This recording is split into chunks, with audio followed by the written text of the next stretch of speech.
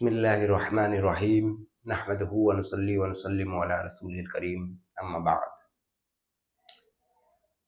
তাকদীরে যদি আগে থেকেই সবকিছু লেখা থাকে আর যদি আমি সেই অনুযায়ী আমল করি বা কাজ করি,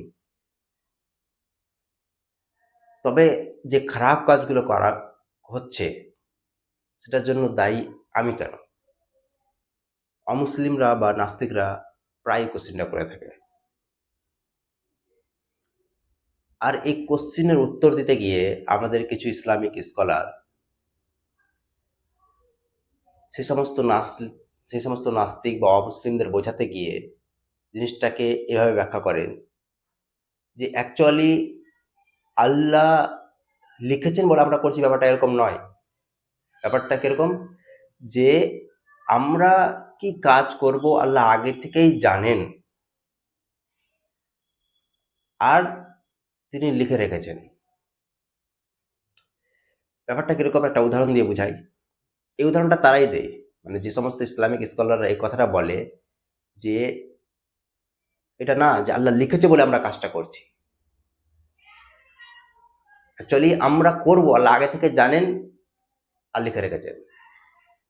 আর উদাহরণ হিসাবে তারা বলে যে ধরুন একজন টিচার তার শিক্ষার্থীদের পরীক্ষার 2 বা 4 দিন আগে বললেন যে অমুক নামের শিক্ষার্থীটা ক্লাসে ফার্স্ট আসবে, আর অমুক নামের শিক্ষার্থীটা এভারেজ রেজাল্ট করবে, আর অমুক নামের শিক্ষার্থীটা ক্লাসে এক্সামে ফেল করবে। আর এক্সাম হলো, আর ঠিক তাই হলো। শিক্ষক যার ব্যাপারে বলেছিলেন যে সে ক্লাসে ফার্স্ট করবে, সে ফার্স্ট হয়েছে।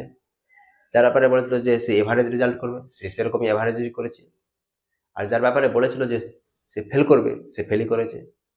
এখন ওই যে ছাত্রটা যে ফেল করেছে, সে যদি টিচারকে এসে ধরে যে আপনি বলেছিলেন অমুক দিন পরীক্ষার 2 বা 4 দিন আগে যে আমি ফেল করবো বলে আমি ফেল করেছি, তো এই কথাটা কি যৌক্তিক হবে? এটা কি শিক্ষকের দোষ? না, এটা শিক্ষকের দোষ নয়। কারণ কি, শিক্ষক তার এক্সপিরিয়েন্স থেকে বলেছেন যে সে যেহেতু পড়াশোনা করেনি, পুরো বছর ফাঁকি দিয়ে গেছে, তাই ফেল করবে। আর সেরকমই হয়েছে। তো এটা তো গেল একটা সাধারণ মানুষের কথা। কিন্তু আল্লাহ তাআলা তো আলিমুল গাইব। তার কাছে অতীত বর্তমান ভবিষ্যৎ বলে কিছু নেই। আল্লাহ তাআলা সবকিছুই জানেন একসঙ্গে। তো আল্লাহ তাআলা আগে থেকেই জানেন। আল্লাহ তাআলার ইলম তো কামিল। তো আল্লাহ তাআলা আগে থেকেই জানেন যে কোন ব্যক্তিটা কি কাজ করবে, ভালো হোক বা খারাপ। আর যেহেতু আল্লাহ তাআলা জানেন তাই লিখে রেখেছেন। এটা না যে আল্লাহ লিখেছেন বলে করছেন। মানুষ তো করবে স্বাধীনভাবে, কিন্তু আল্লাহ আগে থেকে জানেন বলে লিখে রেখেছেন।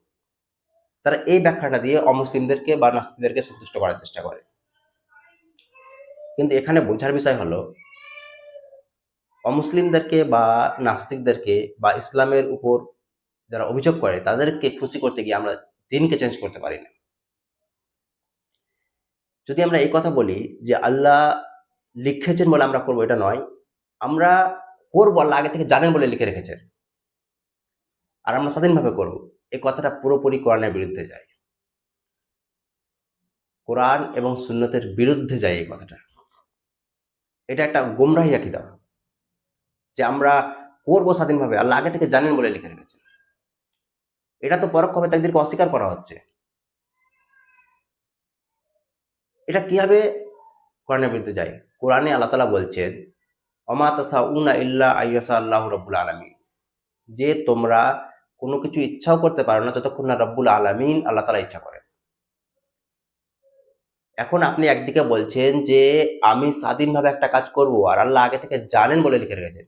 কিন্তু আল্লাহ তাআলা কোরআনে বলছেন যে তোমরা কোনো কাজ করা তো দূরের কথা, কাজ করা তো বহু দূরের কথা, কোনো কাজ করার নিয়ত, সংকল্প বা ইচ্ছা তোমরা করতে পারবে না যতক্ষণ আল্লাহ রাব্বুল আলামিন ইচ্ছা না করছেন। তাহলে কোরআনের এই আয়াতটার সঙ্গে ওই যে আকীদা, ওই যে তাকদীরের লজিক্যাল ব্যাখ্যা, ওটা পুরোপুরি সাংঘর্ষিক। কোরআন স্পষ্টভাবে বলছে যে কোনো কাজ করা তো দূরের কথা, কোনো কাজ করার ইচ্ছাটাও আপনি মনে আনতে পারবেন না যতক্ষণ আল্লাহ রাব্বুল আলামিন না চাইছেন। আর কোরআনের বিভিন্ন জায়গায় আল্লাহ তাআলা বলেছেন যে আল্লাহ যাকে ইচ্ছা গোমরাহ করেন, যাকে ইচ্ছা হেদায়েত দেন। আল্লাহ তাআলা যাকে ইচ্ছা তার রহমতে দাখিল করে নেন। তাহলে তাকদীরের ব্যাপারে সঠিক আকীদা, কোরআন সুন্নতের আকীদা এটাই যে আল্লাহ তাআলা তাকদীরের ভালো মন্দ সবকিছু লিখে রেখেছেন, এমনকি জান্নাত জাহান্নামও লিখিত রয়েছে। তাহলে সবকিছু যখন লিখিত রয়েছে, তো আমাদের ভূমিকা কি? আমাদের কাজ কি? আমাদের কাজ হচ্ছে, যেহেতু আমরা জানি না যে তাকদীরে আমাদের জন্য কি লেখা রয়েছে, তাই আমরা এখানে ভালো পারফর্ম করার চেষ্টা করব। আল্লাহ তাআলা আমাদেরকে পরীক্ষা করছেন। যদি আমরা জানতে পেরে নিই যে তাকদীরে কি রয়েছে, তাহলে আমাদের জন্য এটা পরীক্ষা হবে না। তাহলে আল্লাহ তাআলা আমাদেরকে দুনিয়াতে পরীক্ষা করার জন্য পাঠিয়েছেন। আর তাকদীরকে আল্লাহ তাআলা আমাদের থেকে গোপন রেখেছেন। মুমিনদের একটা বৈশিষ্ট্য কি? যে তারা গায়েবের প্রতি ঈমান নিয়ে আসে, অদেখা বিষয়ের প্রতি ঈমান নিয়ে আসে। তো তাকদীরের প্রতি আমরা ঈমান নিয়ে আসবো, আর আমরা নিজের যথাসাধ্য চেষ্টা অনুযায়ী ভালো কাজ করার চেষ্টা করব। আর যদি কখনো আমাদের দ্বারা গুনাহ হয়ে যায়, তাহলে আমরা আল্লাহর দরবারে তওবা করে ফিরে আসার চেষ্টা করবো আল্লাহর দিকে। কিন্তু আমরা কখনো এটার পিছে পড়বো না যে আমাদের জন্য তাকদীরে কি লেখা আছে। কারণ এটার পিছনে পড়লে গোমরাহি ছাড়া আর কিছুই হাতে লাগবে না। আর রাসূলুল্লাহ সাল্লাল্লাহু আলাইহি সাল্লাম তাকদীর নিয়ে বেশি ডিসকাস করতে বারণ করেছেন। তাকদীরের পিছনে পড়ে যাওয়া, কি লেখা রয়েছে, কেন এটা হলো, কেন সেটা হলো, এই ব্যাখ্যা, ওই ব্যাখ্যা, এগুলোতে যাওয়া আপনার জন্য গোমরাহি ডেকে আনবে। তাকদীর এমন একটা জিনিস যে আমাদের কুরুনে উলাতেই এই ব্যাপারে গোমরাহির দ্বার খুলে গিয়েছিল। তখনই দুটো ফিরকা, আমাদের মুসলিমদের প্রথম দিকেই দুটো ফিরকা গোমরাহ হয়েছে, কাদরিয়া এবং জাবরিয়া। কাদরিয়ারা কি? যে তাকদীরকে পুরোপুরি অস্বীকার করে দেয়। আর জাবরিয়ারা কি? বলেছে না, আমরা আল্লাহর বাধ্য, যা করাচ্ছে আল্লাহ করাচ্ছে। তাহলে আপনাকে বুঝতে হবে যে দ্বীন লজিকের দ্বারা চলে না,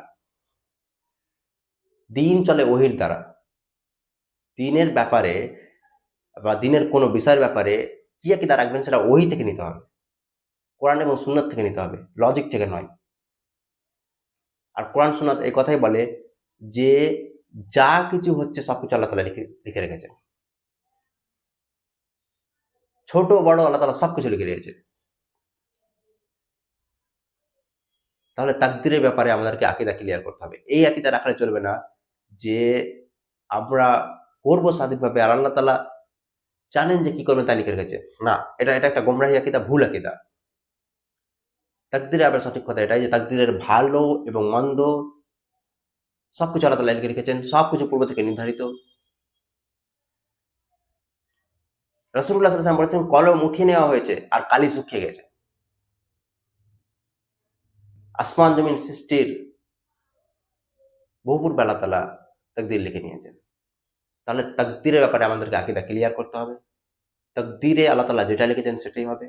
কিন্তু আমাদের কাজ হচ্ছে, যেহেতু আমরা তাকদীরে জানি না যে আমাদের তাকদীরে কি রয়েছে, তাই আমরা আমাদের সাধ্যমতো সঠিক কাজ করব, আল্লাহর হেদায়েতের রাস্তায় চলার চেষ্টা করব। ভুল ভ্রান্তি হলে আল্লাহর কাছে তওবা করে ফিরে আসব। ওয়া আখির দাওয়ানা আলহামদুলিল্লাহি রাব্বিল আলামিন।